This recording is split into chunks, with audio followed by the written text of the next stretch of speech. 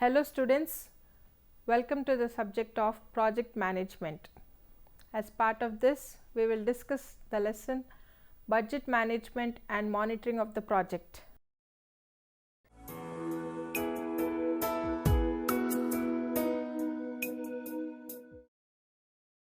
In this module, let us understand what is financial accountability and how it is used. It is the responsibility of an individual or an organization of the way money is used and managed. It speaks of the policies the organization should adopt to meet this responsibility and ensure that the organization is fully sound. The areas include finance, budgets, asset protection, and major risks. However, financial responsibility in project management mostly refers to managing of budget and finances related to the project.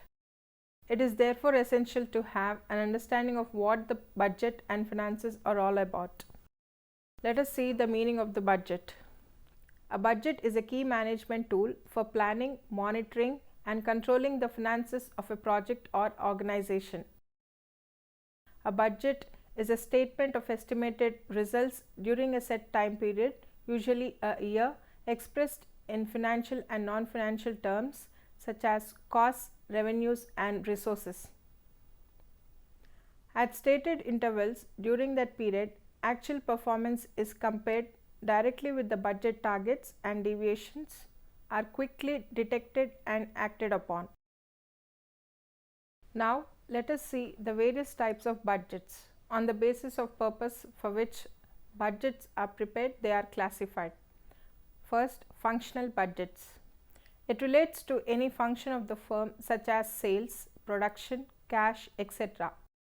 The various types of functional budgets are sales budget, production budget, production cost budget, capital expenditure budget, selling and distribution cost budget, cash budget. Sales budget. It is a comprehensive sales program and plan for developing sales. It lays down the sales potential in terms of quantity, value, period, product, etc. Sales forecasting is the basis for preparing this budget. A sales budget is prepared by the sales manager with the assistance of salesmen and market research officers. The factors to be considered for preparing sales budget are population trend, consumers' purchasing power, price trend of the product, nature of competition, past sales, extent of advertising, etc. Selling and distribution cost budget. This budget lays down the cost of selling and distribution of the product during the budget period. It includes advertising cost, research and development cost, transport costs, etc. This budget is jointly prepared by the sales manager, advertising manager, and the distribution manager. Next is production budget. This budget is based on the sales budget. It lays down the quantity of unit to be produced during the budget period. The main purpose of this budget is to maintain an optimum balance between sales, production, and inventory position of the firm. This budget is also known as output budget. Next is production cost budget. This budget is based on the production budget. It lays down the estimation cost of carrying out production plans. Further, the production cost budget is subdivided into various sub-budgets like raw material budget, labor budget, production overhead budget, etc. The raw material budget lays down the quantity of raw material required for production during the budget period. This budget is prepared by the head of the manufacturing department. Labor budget. Labor budget lays down the estimates of labor requirements necessary to carry out estimated production during the budget period. It may include both direct and indirect labor requirements. In some cases, indirect labor requirements may be shown in the manufacturing expenses budget instead of labor budget. Production overhead budget. The production overhead budget gives the estimates of all production overheads to be incurred during the budget period. It breaks up the production overhead into three parts, that is fixed, variable and semi-variable. Next is capital expenditure budget. This budget outlines specifically capital expenditures for plant, machinery, equipment, inventories and other items. It also points out the plans concerning investment, expansion, growth, improvements, replacements, etc. Next is the cash budget. This budget gives the anticipated receipts and disbursements for the budget period and shows the cash position arising from it. It indicates the requirement of cash at various points of time and helps the management in planning and arranging cash to meet the needs of the business concern. Thus, it ensures that the concern never has any shortage of cash required. Cash budget helps the management in controlling and coordinating the activities which involve receipt and payment of cash. The next is the master budget. A master budget gives a summary of all the functional budgets and shows how they affect the business as a whole. In other words, it is compiled from various subsidiary or functional budgets. It provides detailed particulars regarding production, sales, cash, fixed assets, etc. The need for master budget containing a summary of all the subsidiary budgets arises because business concerns are too large to permit the detailed planning of all the aspects of the business in one budget.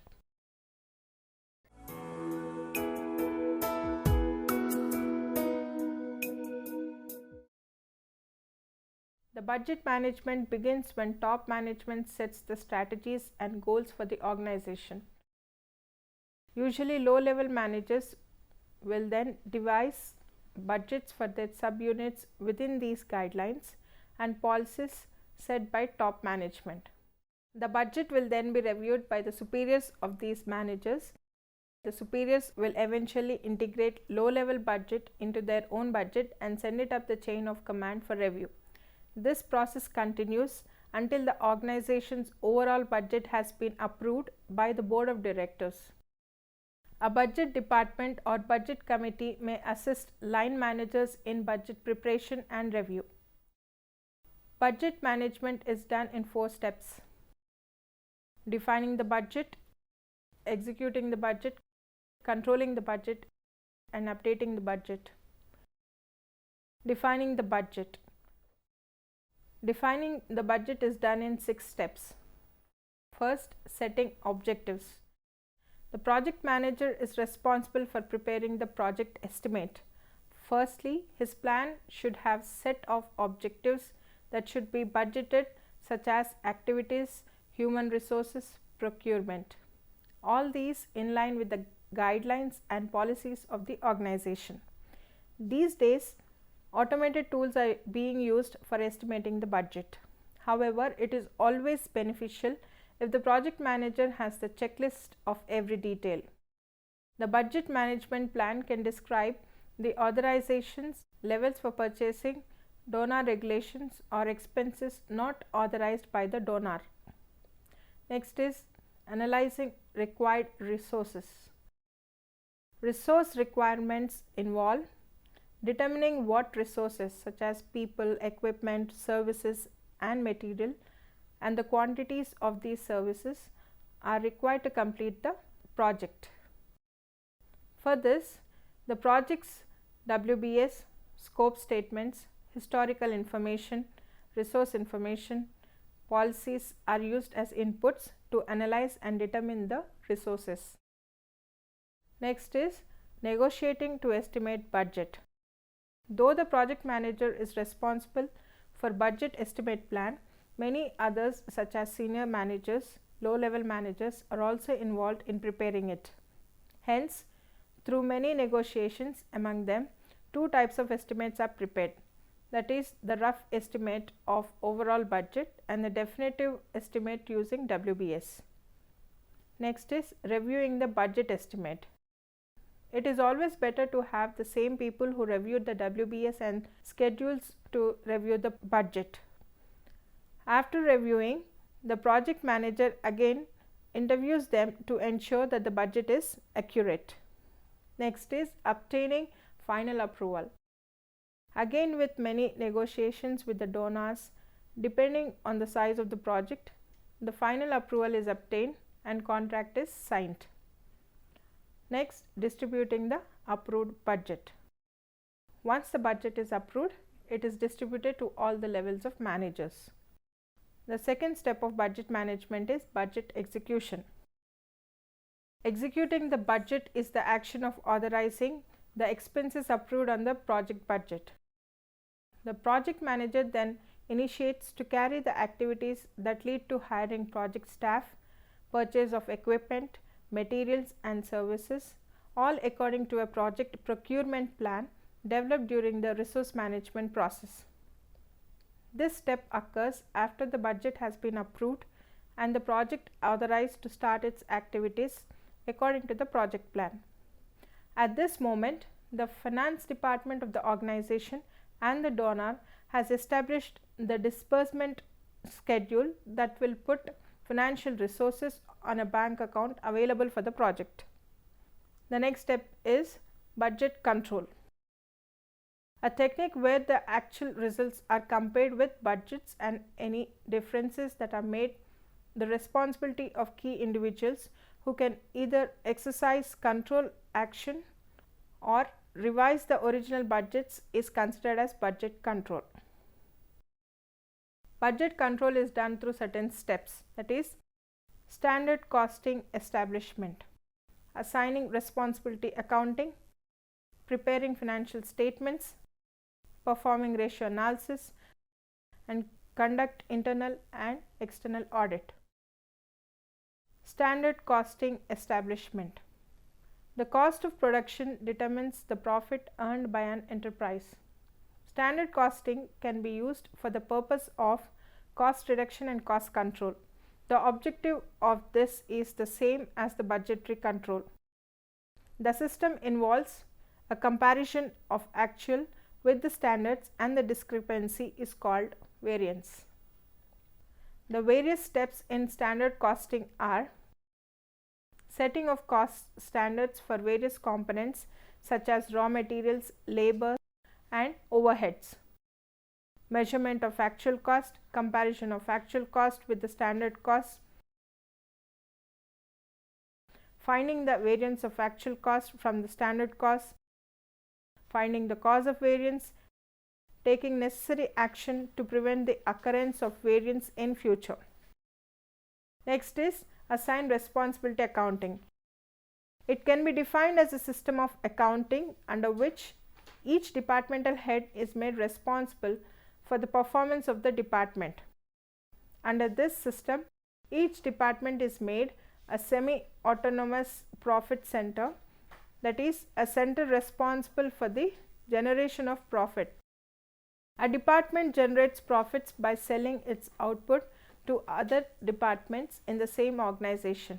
These prices are called transfer prices. Next is prepare financial statements. The trading profit and loss account and the balance sheet of a company are the usual financial statements which are prepared ex post to indicate what financial events occurred since the last statements, for example, financial statement of previous year or quarter or month. Managers can use these statements to compare and evaluate their organization's performance with other organizations. Project managers too prefer to have their own records of the accounts. For large projects, the best known technique is the bookkeeping. Bookkeeping is the standard method for recording transactions in double entry manner. For small scale projects or personal records, a simple single entry analysis ledger is usually adequate. The ledger is used to record each item of income or expenditure and analyze by source and application. Periodically, most typically at quarterly or 6 monthly intervals, a formal set of financial reports should be prepared to compare actual expenditure against the budget. The report should be prepared for the project as a whole and for individual partners if they are separately managed. Summary reports should also be prepared to analyze expenditure by category and by source of funds.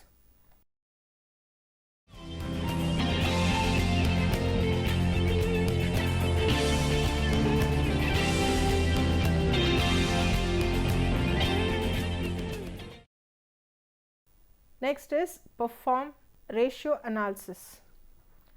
Ratio analysis seeks to extract information from a financial statement in a way that will allow an organization's financial performance or condition to be evaluated. It involves selecting two significant figures from the financial statements and expressing their relationship in terms of a percentage or ratio. The ratios most commonly used by organizations are liquidity ratios, which measure the company's ability to pay back short-term debts by converting assets quickly into cash. In other words, they are a measure of company's liquidity. It is expressed as current assets plus current liabilities. Another ratio is debt ratios. Debt ratios are computed to assess its ability to meet long-term commitments. The simplest debt ratio is total debt divided by total asset. This ratio tells us the proportion of the company's asset owned by its creditors. Another ratio is profitability ratios. These ratios express profits as percentage of sales or of total assets to depict the company's efficiency of operation. Next is operating ratios. These ratios measure how efficiently the manufacturing and sales are being carried out. The more common operating ratios are inventory turnover ratios and total assets turnover ratio. Inventory turnover ratio is obtained by sales plus inventory, and total assets turnover ratio is obtained by sales plus total assets. The next is return on investment ratio. It is also known as DuPont system of financial analysis. It is expressed by the ratio that is computed on the basis of capital turnover, that is sales plus investment, which is multiplied by earnings as a proportion of sales, that is profit plus sales. The next step in budget control is to conduct internal and external audit.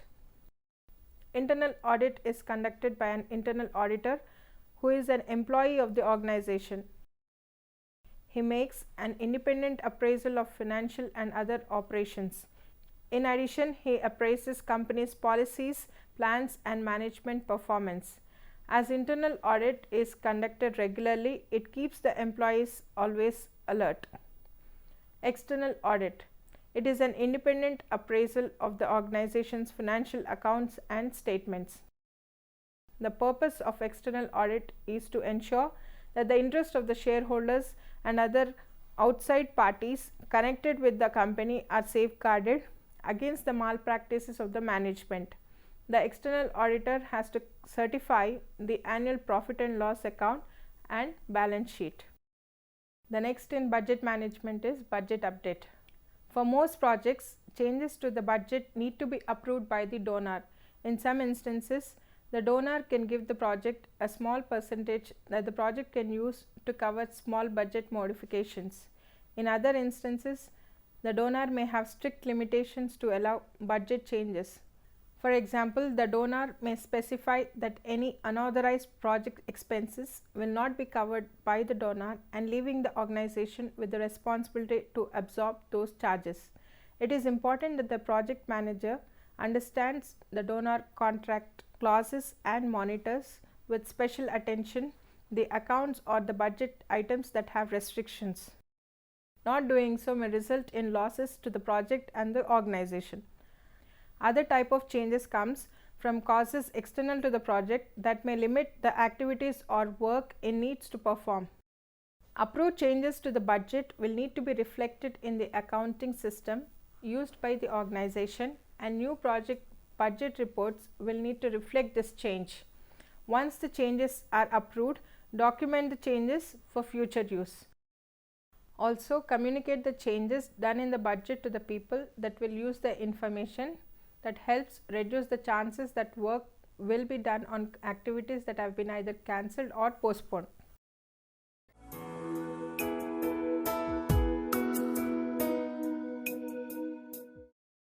Project monitoring is an integral part of day-to-day management. Its purpose is to provide the information by which management can identify and solve implementation problems and assess progress in relation to what was originally planned. Project management now has the important and difficult task of establishing sufficient control over the project to ensure that it stays on track towards the achievement of its objectives. This is done by monitoring, which can be defined as the systematic and continuous collecting, analyzing and using information for the purpose of management control and decision making. Monitoring is handled at two levels. First, project team to control day-to-day activities. Second, external monitors reporting to all parties involved in the project and making recommendations for decision making. Monitoring system is designed with certain steps. First is stating the project objectives clearly. That forms the basis for monitoring. Project objectives should be revised to ensure that they are clearly stated and remain SMART, that is specific, measurable, attainable, realistic and time bound. It would be helpful if stakeholders also have a review of project documents with the mentioned objectives. Second, review implementation procedures.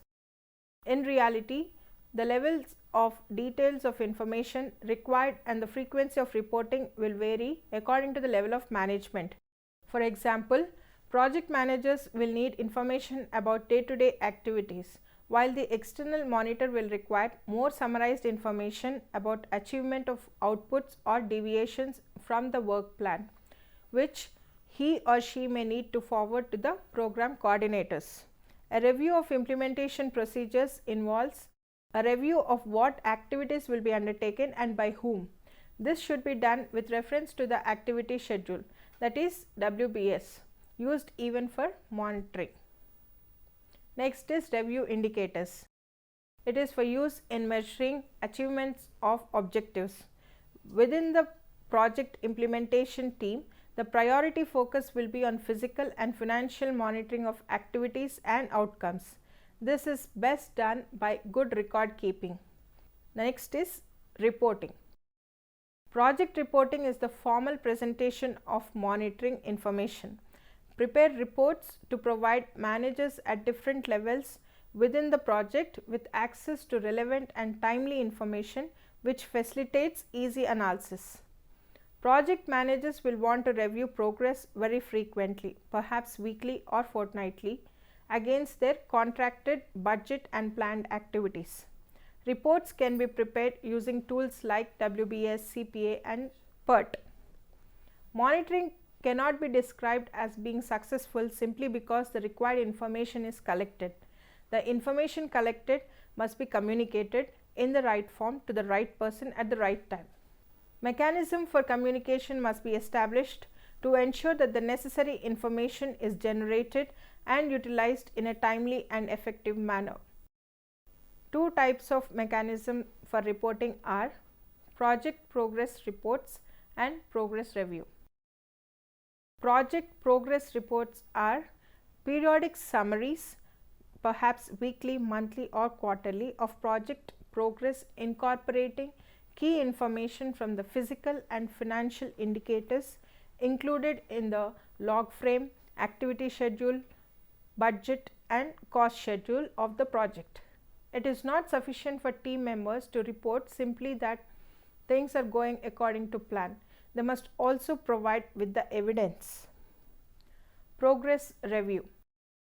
Meetings on a regular basis are important to review progress against the plan.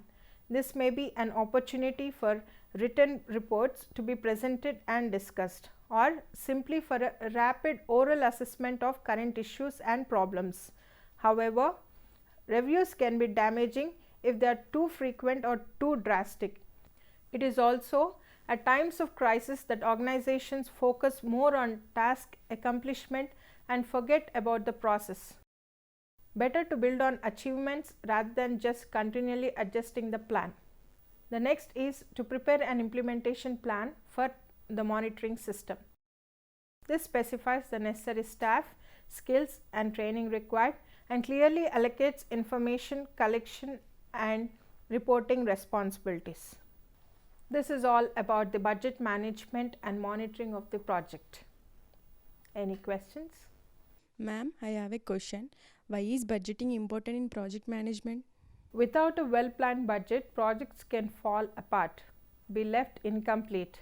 Budget allows the project manager also to know how much he can spend on the overall project, thereby estimating and prioritizing the individual costs for different parts of the project. This also helps as a guide for future projects. Hence, it is very important to do the budgeting before you process the project. Any more questions?